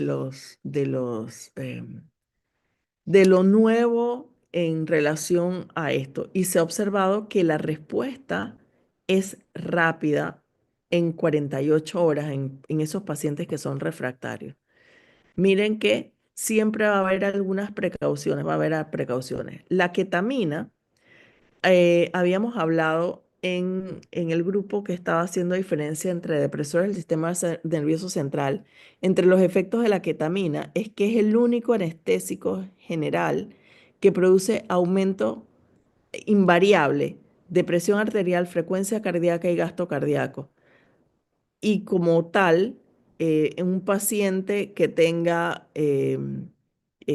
riesgo de un ataque cardíaco o tenga taquicardia o tenga hipertensión no controlada, o, obviamente serían contraindicaciones para utilizar este medicamento. También, si el paciente tiene dependencia o tiene, por ejemplo, desorden bipolar, que vamos a ver ahora, el desorden bipolar, estos pacientes pueden tener manía o hipomanía y agentes como estos pueden exacerbar una condición previa que tiene el paciente o si ese paciente es consumidor de drogas de abuso, pues hay algunas condiciones. Si el paciente, por ejemplo, tiene algún tumor cerebral o tiene la presión intracraneal aumentada, la ketamina aumenta la PIC, la presión intracraneal. Entonces, esto tendría una contraindicación para ser utilizada en este caso, como algunos efectos. Miren que esto es, por ejemplo, este es el caso de un paciente que tiene una depresión refractaria a tratamiento que reúne algunos criterios para el tratamiento de ketamina más los inhibidores selectivos de la recaptura de serotonina o el inhibidor selectivo de la recaptura de norepinefrina serotonina conjuntamente, ¿no? Con la esketamina nasal. Un hombre de 50 años que tiene 3 episodios previos de depresión, que experimenta una recaída que no ha respondido al tratamiento con 3 diferentes antidepresivos, incluyendo inhibidores selectivos de la recaptura de serotonina, inhibidores selectivos de la recaptura de serotonina norepinefrina y aumento con quetiapina. Síntomas depresivos que son moderados a severos en la naturaleza y que impactan la funcionalidad del paciente, que no sean significativamente no tengan problemas, condiciones respiratorias o cardiovasculares inestables o significativas y no tiene otras comorbilidades. Ese sería el caso de un paciente que reúne criterios para utilizar esto. Obviamente tienes que haber demostrado que ese paciente estaba adherido a esos tratamientos y no era que el tratamiento falló porque el paciente no está usando el medicamento. No es un medicamento que tiene ni primera ni segunda línea de tratamiento. Y miren que esto sería la fase de inducción. Se aplica 2 veces de forma semanal durante el primer mes y luego en la fase de mantenimiento se deja otro mes 1 vez por semana y ya después de ese segundo mes en donde aquí ya se daba 1 vez por semana o se puede dar 1 vez semanalmente o se deja una semana libre, o sea, una semana sí, una semana no, una semana sí, y eso va a depender de la respuesta del paciente, que tiene que ser en todo momento monitorizado y debe ser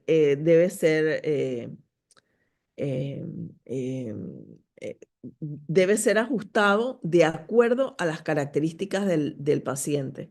Miren que hay dosis recomendadas. Si el paciente es menor de 65 años, la dosis va a ser mayor y en un adulto mayor, pues es la mitad, 28, en uno 56 y en el otro 58. Pero esto debe ser monitorizado. Se dice que después de que la administración de esketamina nasal a las 24 horas hay alivio de la depresión. Estamos hablando de depresiones refractarias. Tenemos que decir también algunas cosas. Cuando nosotros hablamos de agentes que sean específicos, inhibidores selectivos de la recaptura de serotonina, norepinefrina, no significa que no tengan unión a otros receptores. Lo que pasa es que son mucho menos sensibles a la unión de ese receptor, de ese receptor. Pero vamos a ver, una paroxetina, miren lo que les decía anteriormente, ese efecto de bloqueo muscarínico es el que se relaciona con el riesgo de convulsiones en abstinencia, en neonatos. Miren que a pesar de que es un inhibidor selectivo de la recaptura de serotonina, tiene un bloqueo, una unión más alta al receptor muscarínico, o sea, bloquea ese receptor muscarínico. Vamos a buscar una fluoxetina. Ven que la fluoxetina es casi eh, prácticamente no, pero ellos tienen perfiles que difieren entre ellos, a pesar de que fluoxetina, al igual que paroxetina, es un inhibidor de la recaptura de serotonina, ellos pueden tener en un momento dado más afinidad por un receptor para bloquearlo. Entonces, de ahí vienen los efectos adversos que se producen. Bueno, esto tiene que ver con metabolitos, vamos a entrar en esto. Y aquí termina esta clase. ¿Alguna pregunta?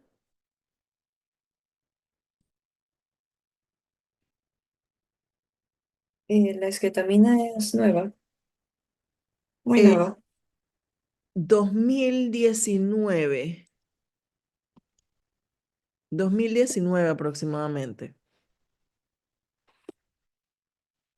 Pero em, es un medicamento bastante controlado. La FDA, por ejemplo, señala que el medicamento tendría que ser administrado en consulta médica. Miren que eso es. Yo estaba revisando lo que decía FDA, mientras que yo encontré artículos que decía que se admitía que el paciente mismo lo administrara, pero lo que dice la FDA es que se debe administrar o sea, en consulta médica, porque acuérdense que también es un medicamento que genera dependencia.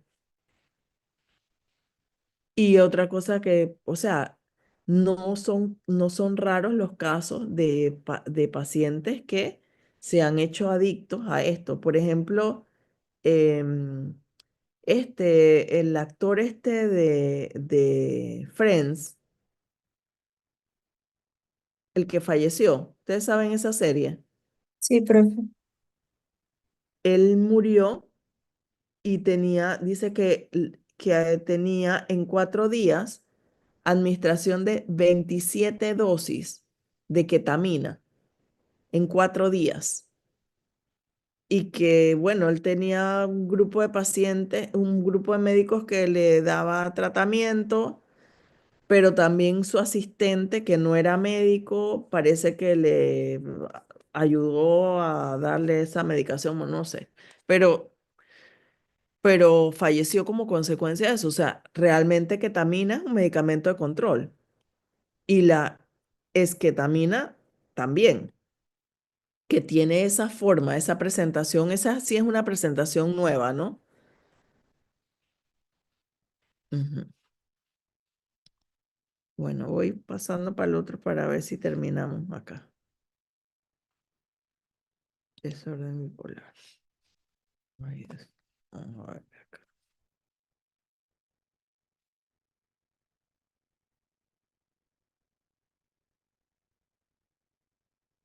Mm. Ok. En el tratamiento farmacológico del desorden bipolar, vamos a ver algunas características del desorden bipolar.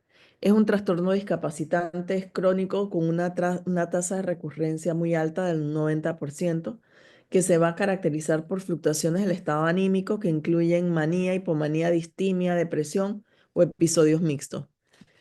Uno de los problemas con el desorden bipolar es que se estima que tienen una probabilidad de suicidio de 7 veces más alta que Profe, una... una pregunta. Dime. ¿Usted está presentando algo? Sí. Es que se quedó en la última diapositiva de Ay, antidepresivos. disculpen. Ay, espérate.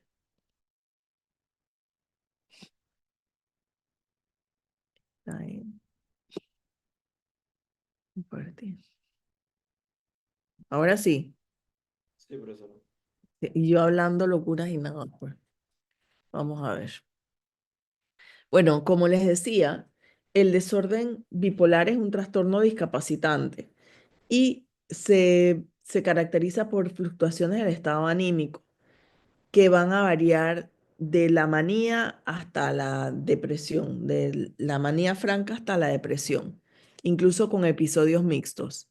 El desorden bipolar, por ejemplo, en un estimado se señala que entre un 25 a un 50% lo intentan en algún momento de su vida y un 15% de los pacientes lo logra, siendo la estadística 7 veces más alta la probabilidad de suicidio que de una persona que no tenga desorden bipolar.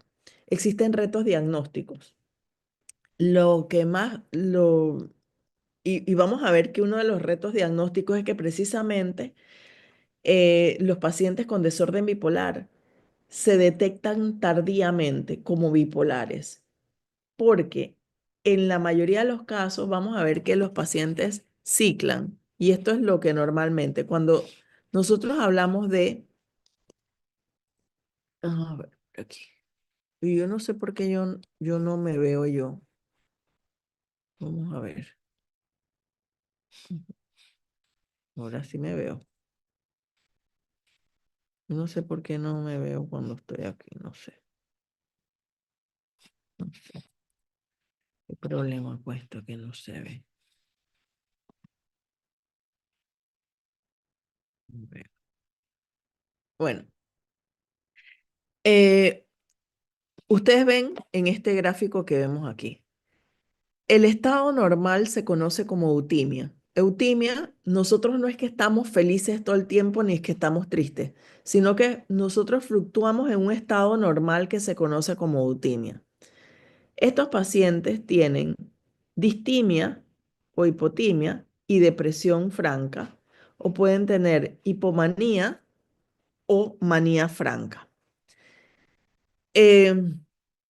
Una de las cosas que determina que un paciente tiene depresión bipolar y no unipolar, que sería la depresión mayor. Por ejemplo, la depresión mayor es una depresión unipolar porque no cicla a otro polo, mientras que esta es bipolar porque tiene polos diferentes que van desde la manía a la depresión. Uno de los asuntos es que cuando las personas acuden al médico y son bipolares, acuden porque se sienten mal. ¿Y cuándo se sienten mal? Cuando están en depresión o distimia, cuando están en la parte de abajo. Cuando están en manía o hipomanía, se sienten grandiosos, en un estado de ánimo grandioso, exaltado, que la gente puede hacer, piensa que puede hacer lo que sea y lo va a lograr. Entonces la gente se siente bien en esta parte. Lo que pasa es que cuando van al médico es porque se sienten mal y entonces pueden ser clasificados malamente como, como depresión y no como desorden bipolar. ¿Qué pasa? Que si uno le da a un paciente un antidepresivo y es un bipolar, te va a ciclar al lado contrario, que es tan malo como el lado, como la depresión. Y muchas veces el paciente puede ser que no haya, o sea, que debuta en el desorden bipolar con un cuadro depresivo y nunca haya tenido un cuadro de manía o hipomanía, sino que debutó con depresión y no con manía. Entonces es clasificado como como una depresión y entonces es tratado con un antidepresivo. Eso es una de las cosas. Así que las estadísticas dicen que un paciente con desorden bipolar puede tardar entre 5 y en algunos casos se señala entre 5 a 10 años antes de identificar que lo que tiene no es depresión, sino que es desorden bipolar. Este es un paciente y Today's one of my hardest vlogs I've had to make because I have to make a vlog every day. I'm very depressed today. miren el semblante, o And sea, not miren cómo because habla. anything about Papa. My aunt is still waiting for the Entonces, results, which I am still ahí está optimistic y se le about. ve la facie que está deprimido. I'm not depressed over any Ok, ese es el asunto. El paciente va a ir al diagnóstico, al médico porque se siente mal, porque está en depresión. El hallazgo que diferencia la depresión mayor unipolar del desorden bipolar es que haya un episodio de manía o hipomanía. Cuando hablamos de un bipolar 1, era lo que se llamaba antes manía, o sea, el paciente maníaco, que en la actualidad pues es bipolar 1, que llega a franca manía. En el bipolar 2, como en este caso se observa, es un paciente que no llega a manía, sino que a lo máximo que puede llegar es a hipomanía y puede solamente tener un cuadro de manía en su vida, de hipomanía en su vida, y luego tener puros cuadros de depresión. Esto ayuda a facilitar la identificación de un paciente bipolar. Normalmente los pacientes bipolares tienen historia familiar, así que hay que indagar la historia familiar. En el 50% de los casos o más tienen una historia familiar de desorden bipolar, en lo que se conoce como familias múltiples, es decir, primera, segunda generación, abuelo, padre, hijo. O puede ser un abuelo o el padre y ambos hijos en primera, segunda y tercera generación. Otra de las cosas que te pueden ayudar a identificar un paciente que tiene desorden bipolar es que haya fallado el tratamiento con antidepresivos en 3 o más ocasiones. Por ejemplo, que el tratamiento antidepresivo haya hecho que el paciente cicle a manía o hipomanía. Esos son eh, datos que te pueden ayudar a identificar que un paciente es un paciente bipolar y no de depresión unipolar. Episodios también de rápido inicio y rápida recuperación con un patrón estacional o características antidepresivas atípicas. Otra de las cosas es el debut de los pacientes con desorden bipolar suele ser de inicio temprano, menos de 25 años, entre los 18 y los 24 años. Vamos a ver que estos serían criterios para el diagnóstico del episodio maníaco.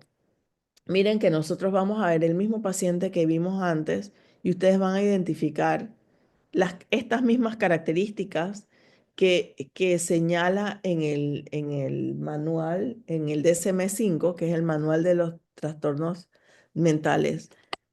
Una autoestima exagerada o estado de grandiosidad, la disminución de la necesidad de dormir. Por ejemplo, el paciente siente descansado con solo 3 horas de sueño, que está verborreico, o sea, más hablador de lo habitual, tiene fugas de ideas o una experiencia subjetiva de que el pensamiento está acelerado, se distrae, la atención se desvía de una cosa a otra muy fácilmente hacia estímulos externos banales o irrelevantes.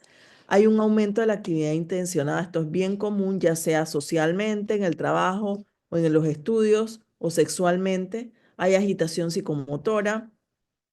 Los pacientes se implican excesivamente en cualquier actividad que les resulta placentera, con potenciales elevados de producir consecuencias graves. Por ejemplo, el paciente puede sentir en ese momento de grandiosidad que gastarse todo su dinero en X negocio es el negocio de su vida y invertir en eso de forma alocada y perder todo, o lo que son las actividades sexuales eh, eh, así, exageradas. Una actividad sexual que se conoce como indiscreciones sexuales. De repente tiene sexo con el que recoge la basura de la esquina, en maratones sexuales, por ejemplo. Un periodo diferenciado de un estado de ánimo anormal y persistente o elevado. Bueno, esto es clasificación de un cuadro maníaco. Y aquí vamos a ver las características que vimos. Hey, what's up, my people? Hey, I feel great today, but the problem is, and I'm not going to lie to you, I feel a little too great. In fact, I'm feeling manic. First of all, I've made no changes in the medications that I've been taking. And you remember just a few days ago, I was depressed. Now I feel great. I'm the king of fucking YouTube, baby. And, you know, feeling manic like this can be good. It feels great right now. I'm king of the world, bitches. But straight up, I do love you. I love my people. I've developed an awesome community that's real, that's hopefully as real as me. And I love you guys so much. Sincerely, you fucking know it. But one of the symptoms, one of the many symptoms of the manic phase is having racing thoughts and not real being focused still, but having racing thoughts and talking a little too fast and having delusions of grandeur. But I'm not having delusions of grandeur. I'm really the great Boondong Bear. I mean, come on, bitches. I'm fucking famous and you know it. Oh God, I can barely keep my thoughts in my head, and it feels really good, but it feels too good. You know, I want to go out and I want to do some coke. I want to do some lines of cocaine. I really do. I'm really craving coke right now, which is obviously not good. I haven't done coke in a long time. It's been the last time was October. I'm not gonna lie to you. That's a long time. Oh God, I mean, I'm just telling you the truth. This is what it's like to be manic. I mean, I'm not hungry. I'm not sleeping, but I don't need to because I'm doing stuff. I'm working on applying to various positions at nearby community colleges as adjunct professor in ESL and teaching ESL and teaching Quebecois literature and teaching Quebecois literature and translation and teaching beginning French and teaching English and teaching world literature. I'm serious. I mean, I'm applying to SUNY Canton. I'm applying to SUNY Potsdam. I'm applying to North Country Community College. I'm applying to Paul Smith's College. I'm applying to St. Lawrence University. I'm applying to Clarkson University just as an adjunct professor. Adjunct means part-time, no benefits, but I already have a job. I teach. I mean, why? I mean, I'm just. I can't get my thoughts in my head. I mean, oh Lord. And this is what it's like to be manic. And I mean, yeah, I can kind of control it, but and speaking, but in the back of my head, I mean, that's what it's like to be manic. So this, I mean, in a lot of my vids, and I had been for a long time. And if I was feeling really manic or really depressed, I just didn't make vids. But in the great majority of my vids, when I'm partying on Fish Lot and on Further Lot and having fun traveling, I'm really neither manic nor depressed. I'm even keel. I'm normal. My medications are working and my bipolar disorder is in check. But lately, just off the fucking handle. I mean, I feel I'm experiencing akathisia. I have an inner restlessness, an inner motionlessness. I feel a bit like my muscles are coming, my skin's coming loose from its muscles, and I'm just like,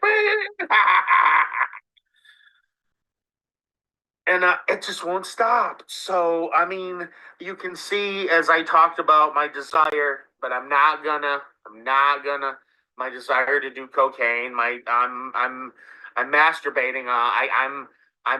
I'm masturbating to work. Hey, I'm not gonna lie to you. This is bipolar disorder manic phase. I'm today it's mid-morning and I've masturbated to orgasm 9 times and I get up really early in the morning. That's not good. I want to go have sex. If I have to pay for, I mean, oh my God, I'm manic. Bueno, vieron, este es clásicamente un paciente maníaco. Vieron ustedes que una de las cosas que tienen es ese comportamiento exagerado que los lleva a no dormir. Él tiene esos pensamientos que él siente que se les salen de la mente, o sea, que no los puede contener. Y bueno, han visto que él mismo señala que él se siente bien y eso es característico de la fase maníaca. Entonces tenemos el desorden bipolar 1 que llega a franca manía. Hay depresión y puede haber episodios mixtos. En cualquiera de ellos puede haber depresión y episodios mixtos. El bipolar 2 no llega a manía, sino que puedes tener solamente un episodio de hipomanía en todo el tiempo y los demás cursar con depresión o episodios mixtos. Los cicladores rápidos que tienen cualquiera de estos, y hay uno que es el disturbio esquizoafectivo. El disturbio esquizoafectivo tiene manía y depresión. ¿Qué características hay? Por ejemplo, ¿qué diferencia hay entre un disturbio esquizoafectivo y un bipolar 1? Que en el disturbio esquizoafectivo el paciente puede tener alucinaciones o tiene alucinaciones tanto en depresión como en manía, mientras que en el bipolar 1 solamente hay alucinaciones en manía. Puede haber alucinaciones en manía, no en depresión. Entonces, delirios, alucinaciones en el disturbio esquizoafectivo es independientemente del estado, mientras que con el bipolar 1 solamente alucinaciones o delirios ocurren en manía. Entonces, este es un bipolar 1 porque llega a manía franca y este sería un bipolar 2 porque no llega a manía, sino que se queda en hipomanía. Los criterios para el ciclaje rápido serían ciclos rápidos que pueden aplicarse tanto al trastorno 1, al trastorno bipolar 1 como al 2, y al menos deben haber 4 episodios alterados del estado de ánimo en 12 meses previos que cumplen criterios ya sea un episodio depresivo mayor, maníaco mixto o hipomaníaco. Y los episodios están delimitados por una remisión total o parcial durante al menos 2 meses o si ciclan en cualquier momento a un episodio de polaridad opuesta a la que tenían en ese momento. Pero deben ser al menos 4 episodios diferentes en un año. Bueno, los mixtos no pasamos eso. Hay diagnósticos que son diagnósticos diferenciales que en algún momento eh, pueden, pueden tener características del desorden bipolar y por eso también dificulta, ¿no? En algunos casos, la depresión mayor que ya vimos, la esquizofrenia, cuando los pacientes tienen abuso de sustancias o algunos trastornos de personalidad que pueden tener características del desorden bipolar. El antisocial, el narcisista, etc. Este que está aquí es tipo 1 o tipo 2.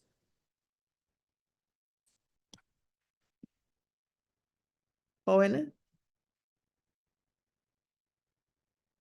¿Este es bipolar tipo 1 o tipo 2? Tipo 2. Tipo 2.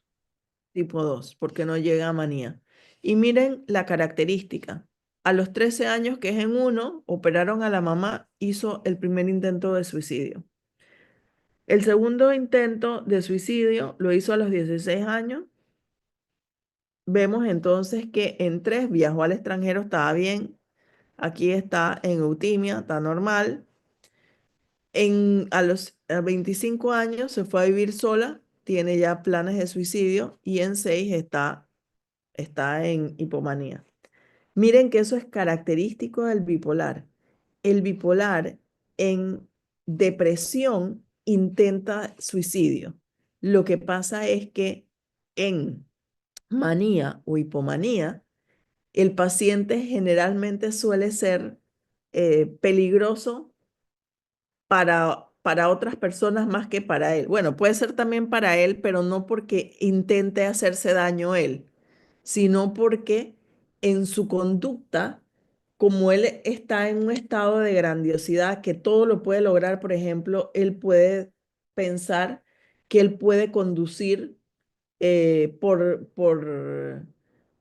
el corredor, vamos a suponer por el corredor sur, en sentido contrario, porque él, o sea, él siente, él está en ese estado de grandiosidad. Entonces, conduce, tiene conductas temerarias. Entonces, en ese caso, él no se quiere hacer daño, pero se puede hacer daño o puede hacerle daño a otras personas, porque si va conduciendo a altas velocidades, porque él piensa que lo puede hacer en una vía contraria, entonces, si hay un choque, pues se hará daño, pero no es que está buscando hacerse daño. Sin embargo, en depresión, el paciente hace los intentos de suicidio y es en estos momentos en donde el paciente realmente se siente mal. Entonces, seguimos. El tipo 1 era lo que antes se conocía como maníaco depresivo, que ya no se habla de eso porque por la connotación estigmatizante que tiene hablar de maníaco depresivo, pero realmente el tipo 1 es ese.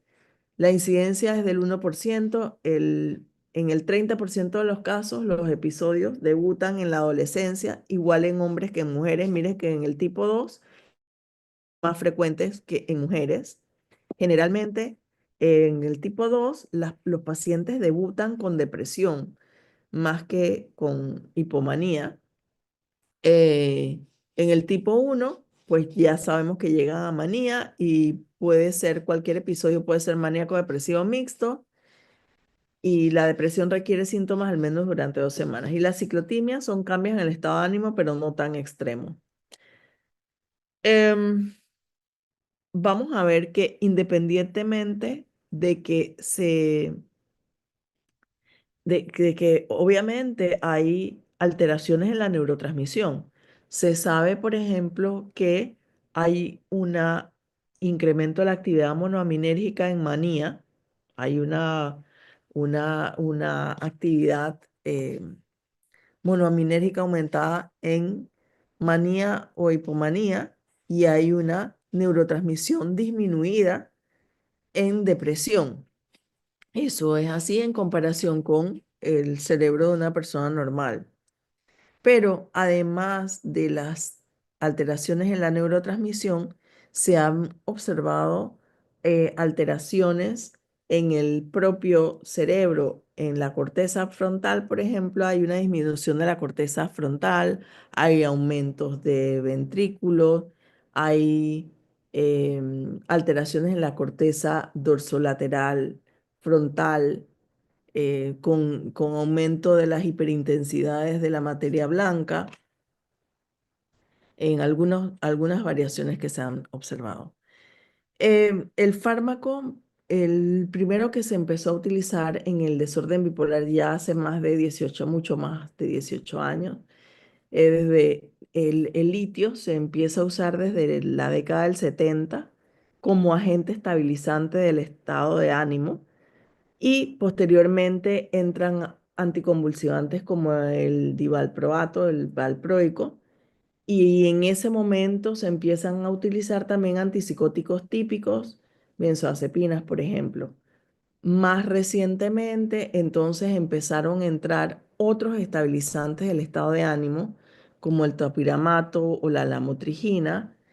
Se utilizan más en la actualidad antipsicóticos atípicos y vemos que entran al mercado a ser utilizados otros antipsicóticos mucho más recientes como la lurasidona y la cariprazina, que son agentes antipsicóticos atípicos, pero que tienen efectos antidepresivos reconocidos en la actualidad y tienen indicación para ser utilizados en desorden bipolar bastante reciente en tiempo.